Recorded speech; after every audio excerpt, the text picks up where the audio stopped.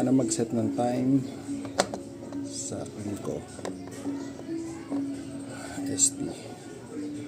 Tama yan, yung mode at saka adjust. Press mo.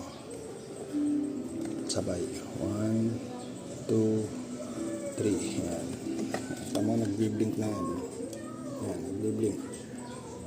Tapos, adjust. Nag-11 na siya. Pintin yung adjust.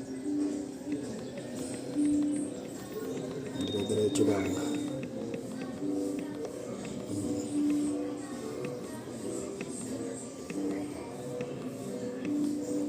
Tapos, yung minute naman, itong pipindutin mo itong mode. Ayan. Tapos, pindot ka ulit ng adjust. Okay? Yun lang. Kailangan auto. Set mo siya sa auto. Okay? Double press. Ito.